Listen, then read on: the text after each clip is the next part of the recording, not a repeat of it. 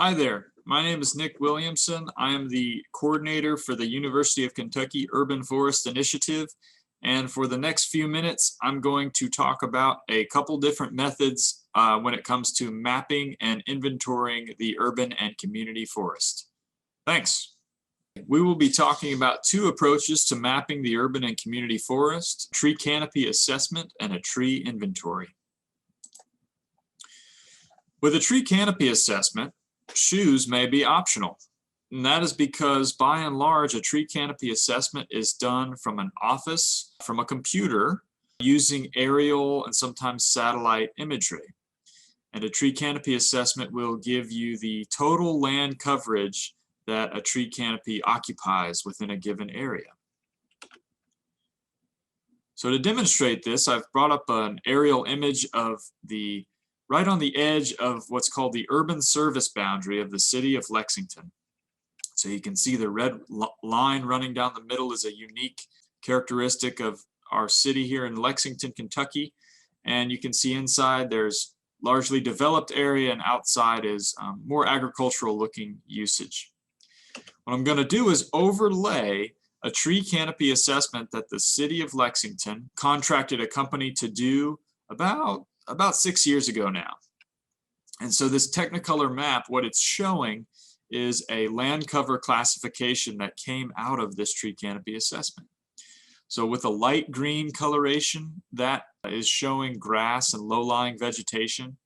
The pink coloration, you can see the more linear shapes and geometric shapes. Those are impervious surfaces, so think roads and rooftops and parking lots. And then finally, last but not least, the darker green coloration is in fact the tree canopy coverage. And so what the city of Lexington found is that inside this urban service boundary, or the sort of the core of the city, there was a 24.5% tree canopy coverage. And that's really what a tree canopy assessment is useful for, is seeing the spatial distribution and volume of tree canopy within an area of interest.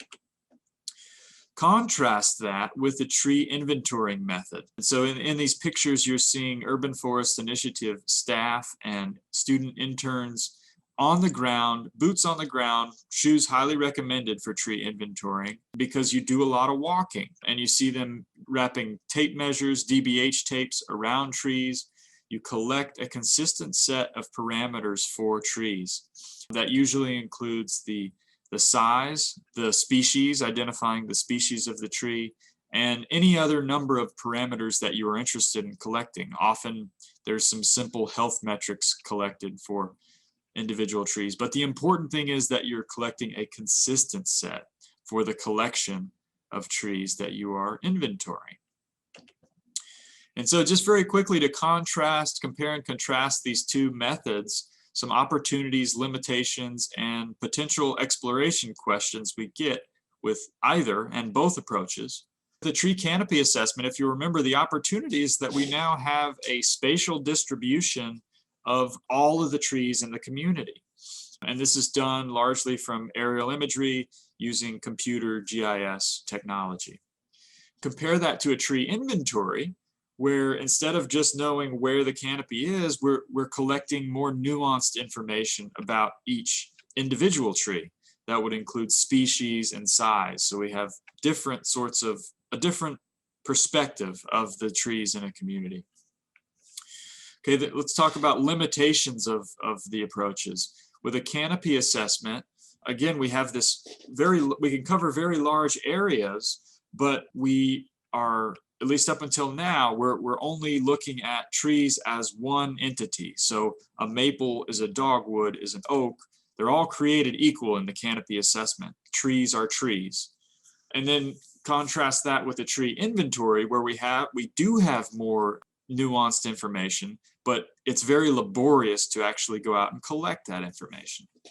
And then one limitation, very important, worth mentioning with both approaches, is that they are both a snapshot in time. And so we know that the urban canopy is a very dynamic and changing thing.